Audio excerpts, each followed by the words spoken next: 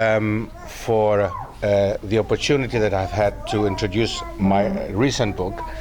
I am the author of 3 other books that were published several years ago. And because of my background, Stef, Keris, I am of Greek origin. And I was always interested in history, in different cultures, in current affairs. And I grew up in Germany, and I had a lot of Turkish and Arab friends. And I was always thinking, these are good people. How come the Greek school tells us that these people were monsters when they used to rule the Balkan Peninsula? You must have heard of the Balkan Peninsula being ruled by the Ottoman Empire, right? And the Ottomans are commonly known as being Turks. We're going to talk about it, inshallah, in the next session, in the panel session, inshallah. But, thank you. But again, I was wondering, how come these people, these Turkish people, are actually nice people, but we are always told, and they're portrayed as being terrible monsters and raping our women and taking our children away, taking them to the Sultan in Pasha, in Istanbul. So that led me to going deeper into our history. So I started when I was around 15, 16. I started going deeper into Balkan history, looking into the Ottoman Empire and looking into what actually the Ottomans were all about. So I looked into the history of my home country, Greece, and I saw that, having read Greek sources before, I had the chance to read German sources. I grew up in Germany, and then later English, French, and so on. And I saw that many of these sources contradicted the Greek sources. So I was thinking, wait a second, if they most probably lied to us about the sources, I don't need this one. You don't need it? No, thank you. It's just about it. When they lied to us about the Ottoman Empire and their history, then maybe they lied to us about Islam as well. And I started going deeper into Islam. And I found out as a Greek, I was like, wow, that's fascinating. There were Muslims in Europe. There was a time when Al-Andalus was ruled by Muslims, which is the Iberian Peninsula. Again, something that we're going to speak about it later, inshallah. The Iberian Peninsula, Spain, Portugal, and other parts of Southwest Europe were once part of Al-Andalus. I was like, wow, Muslims in Europe. 700 years, not 7 and not 10, but 700 years. So that led me deeper into history, into the other part, the Ottomans on the other side. The Ottomans coming to the Balkan Peninsula, wow, Greece, 500 years part of the Ottoman Empire, and finding out that, hey, they were not that bad. We found out more about Islam and Muslims being already centuries part of this continent. So now, I accepted Islam after 3 years of being into this area, into that field of history. So history led me to Islam. It was not the Quran, it was not going to the masjid, it was not meeting Muslims, it was actually rather history. And history opened my eyes to Islam itself. And I thought, yes, that is a deen that I can feel, that I can relate to. But it took me 3 years because as a Greek it's a little bit difficult, some of you might know. After that I thought, okay, 26 years later I'm standing in front of you introducing basically the research that started all 26 years ago. So the Islamic history of Europe, this is a book which is very unique. In a way that finally somebody can look into Europe from a different perspective, from an Islamic perspective, and find out what I told you before, Al-Andalus. Al-Andalus is not just, as many people might think nowadays, Spain, maybe a little bit Portugal, but it's also part of France, it's also Italy, it's Malta, it's the island of Crete, and believe it or not, there is another country in the north of Italy, Switzerland. Switzerland, the south of Switzerland, was once part of the Islamic Empire. So the south, where they speak French and Italian in Switzerland, that used to be around 100, 120 years, it used to be part of the Muslim world. So the narrative, the myth that is created in Europe nowadays, the Muslims came in the 1960s, came as guest workers, they stayed here, have now second, third, fourth generation, and that's about it. That is not true. It's a myth. It's clearly a myth. That's why I decided to actually issue this textbook, which has been now, I have, alhamdulillah, shortly before I came, last week actually, I got an order for a school. There are 2 schools in Birmingham. I'm living in Birmingham. There are 2 schools in Birmingham at the moment, 2 secondary schools, Islamic schools, that have accepted it as part of the Islamic history curriculum, starting in September, inshallah. So this is a big success, I think, already. As I said, the book is not older than 2 weeks old at the moment. And Al-Andalus is just chapter 1. If you look at chapter 2, the Ottoman Empire, another important people who came to Europe, bringing Islam into Europe, but this time from the east. The Tatars, again, people that are totally unknown, like who are the Tatars, what are these people? They were Muslims, and they came also from Central Asia, as the Ottomans came, and they were also Turkic people, okay? They also had a Turkic language. So they came from Central Asia, and they established Islam in 2 countries, 3 countries, which is absolutely unknown. Anybody who knows, maybe? Which countries did the Tatars go to? Eastern Europe, Northern Europe? Russia, yes, there is a Tatarstan in Russia nowadays, but that's not the main country. In Eastern Europe, even if you count Russia as Europe, okay, Lithuania, Poland, and Finland. Finland. Tatars went from Lithuania and Poland to Finland, and they established Islam over there. Although they were a tiny minority, still are a tiny minority, the cuisine in Finland, for example, kitchen, the food in Finland has been heavily influenced by the Tatars. They're just 1% of the population, but if you look at dishes in Finland, you will see that there's an influence by the Muslim people, in that case the Tatars. There is a Tatarstan as a province in Russia, and there's a Bashkortostan. These are 2 different provinces that are mainly Tatar populated, okay, in Russia. So this is chapter 3. Chapter 4 about the Vikings. Now this is something amazingly interesting. Many people might have heard about the Vikings, how terrible they were and how barbaric they were, but these are the wrong sources.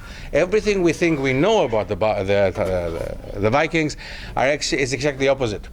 The ones who gave and left authentic sources behind are the Muslims. It was the Muslim Abbasid Caliphate in Baghdad that actually asked ambassadors to go to Sweden and to Scandinavia, to settle there for 6 months, 1 year, and write down diaries and make actually a sociological report about what they were seeing. And that's the time when sociology as a topic did not exist in any university, but it came later. And sociology developed because of the Muslims being in Finland, being in Scandinavia, and writing down what they saw, how these Vikings were acting, these strange people, weird people for somebody coming from the desert. You have to imagine the Muslim people who mainly came from the Abbasid Caliphate at that time came from areas like nowadays Iraq, the Middle East, North Africa. Hot climates, suddenly ending up in Sweden or in Norway or in Denmark. That must have been a culture shock for them. Seeing these people who were quite barbaric in their eyes, not washing themselves before eating, after eating, not at all washing when they went to the toilet and all this stuff. So this is all reported. But amongst them, these few Muslims who were in Scandinavia had the chance to get them into Islam. So many of them found out about Islam, and there's a report about a specific time period when there were 500 Muslim Vikings on one spot in Sweden, where they even built a mosque for themselves, a wooden mosque, the typical Scandinavian architecture. And so basically they were once Muslim, Viking Muslims. And the contact that the Vikings had with Al-Andalus, they had a trade relationship, is another amazing situation, because the Vikings also did not just conquer people and fight them, but they also had trade relationships, and especially with Al-Andalus, especially with Spain and Portugal. Last but not least, the British Isles. Seeing that we're in the UK, of course, this is the English edition. There's also a German one, which focuses on the German-speaking countries as a chapter 5. But chapter 5 here focuses on the British Isles, meaning Ireland and Britain. And if you look at the British Museum, which is not too far from here, you take your children out, you go on a day trip, and you can see something amazing. In the coin section, for example, in the British Museum, you have the chance to see minted coins. Okay, and I'm sure Abdul Malik will be able to tell you more about that, but there are minted coins which are minted by King Offa, the Anglo-Saxon king, okay, in the 7th, 8th century. Amazing, unbelievable. An Anglo-Saxon king had minted gold coins. No problem with that, but what does it say on the coins? On the one side it says Offa Rex, King Offa, and on the other side it says La ilaha illallah. And these coins exist till nowadays, and you can take your children and go and see them, and please do that. I keep saying that every time when I have the lecture, especially with children.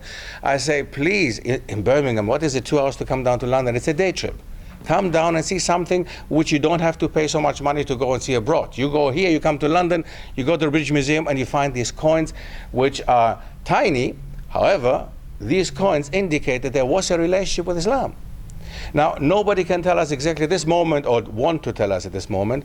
There are no academics that really focused on this one and said, okay, that's the reason why. Nobody is at this moment ready or willing to find out what exactly has happened. How come?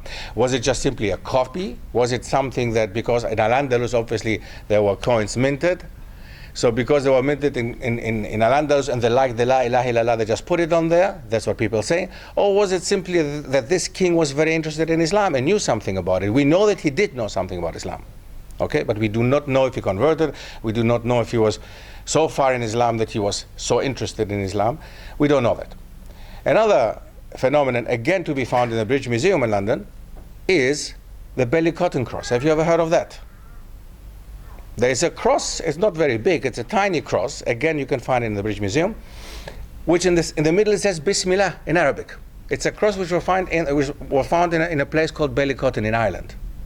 Okay, and that is again in itself amazing. That is in itself already amazing to find a Christian symbol with the Basmala, Bismillah, in Arabic. Again, nobody can explain at this moment. We don't have so much research that has to be done. Nobody can explain to us why and what is happening, how come. And this is just it gives you just a small idea. So this is what this book is talking about, and I want with this book to introduce finally another type of story, another type of history of Islam, of Europe. We know now about Napoleon, we know World War I, World War II, but do we know anything about, what about the Muslims who were fighting in World War I and World War II for the British Army? What about that? For the French Army, for the Germans? There was, I mean, there's so much that needs to be discovered still. And hopefully, inshallah, there will be soon a second edition which will go deeper into these kind of issues. At this moment, this first edition is giving you a general idea and is supposed to actually attract anyone. As I said, there are schools at this moment in Birmingham that have accepted to put this in their new history curriculum. There are 2 hours a week that they have history. One of them is dedicated to Islamic history. And we're going to start, inshallah, around September. So yeah, this is a very general idea, a journey through the Islamic history of Europe.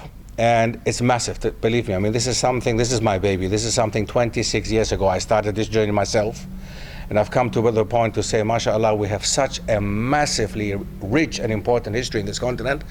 And nobody talks about it, which is really sad. It's very sad. So, welcome. Any questions that you have? Anything you would like to ask? You self-published the book as well? Self-published, yes. Yes, for the same reasons the sister said. Yes, you're independent yourself, you can do whatever you want to. I've been to publishers, but it's always, I would like to have this, or I wouldn't like to have that. It's like telling you basically what they want to see. And I'm like, I'm sorry, but that's not why I did the book. I wrote the book, so for that reason, it's there. And I can understand fully what the sister was saying before. Absolutely the same reason. Absolutely the same reason. Was your research easy? 26 years of research, and still we are busy with it. I mean, Scandinavia, for example, at this moment, the Vikings, the issue of the Vikings is something extremely new. Yeah. That started around 6-7 years ago. Last year they came up with a grave that was discovered. I don't know if you heard about it. A grave about a Viking woman who was having a ring on her finger, and the ring was saying Lillah, for Allah. So the question is now, was it a Viking Muslim? Was it a Muslim woman coming from the Middle East? Most probably, the tendency, what academics say nowadays, most probably it was a Muslim Viking woman. Simply because of the way she was dressed, okay? The grave, it was a typical Viking grave. So it's not from somebody from the Middle East, and it's not somebody who was an Arab or Muslim background. So most probably she was a revert to Islam, Allah Alam. But you see there how much research has to be done still.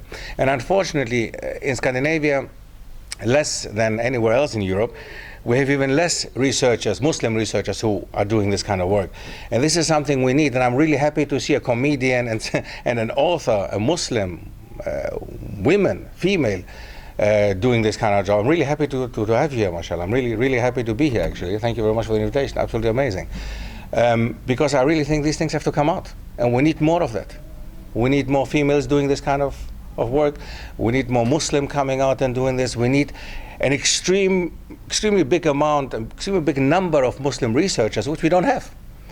I'm getting phone calls from any kind of countries from the continent because I'm pretty much the only one doing that. My base is Switzerland. I started this book in German. This book is in existence in German already, and I've translated it into English simply because the market in English, of course, is much bigger. However, you would not say, but the Swiss are willing to pay for it and sponsor it for this book. Whereas in English, it's something that I paid out of my own pockets. Okay? So there's a difference in there. But having money doesn't mean that you have knowledge. Okay, so the Swiss have the money, which is great, so they get the knowledge now, hopefully, inshallah. Yes, any more questions? Do you think that the Muslims in Britain appreciate their Muslim heritage in Britain? Or are they more concerned I think you know the answer to that, right? European Muslim history, like even Spain, Turkey? Are we still, or even like as they say when their ancestors, where they came from, like different countries elsewhere? The thing is, it is not long time ago that we started this work, yourself and myself. What you're doing here in the UK, in Britain, in London, is pretty new. Okay, so I think we need to come more out, and people need to know about it. When you speak to the British youth, Muslim youth, they don't know what we're talking about. Islam in Britain. What is it? What do you? I mean, are you talking about my father coming from Pakistan? You know? No. I'm talking about King Offa. I'm talking about I'm talking about the Crusader who accepted Islam and who married Salah ad-Din's great-granddaughter. Right? I'm talking about King John's brother. What you talking about? So I think it's just simply they don't know. They just don't know. So I don't think they're not appreciative, or they. Do you think Muslim media in the UK are being helpful, or are they hampering No. the process of transmitting them? No, they're not. Yeah. I don't think they are. We have to do a lot. Social media polls, and 94% said that Muslim media need to be helping in actually relaying this Muslim history in Britain out. But they blamed the Muslim media for it. I mean, I've been approached by different Muslim media companies to produce a series about Islamic world civilization. Right. I said, I'm not interested. And they're like, why not? I go, it's been done before many times. I go, why can't we concentrate on Britain and what the contributions the Muslims have made historically to Britain?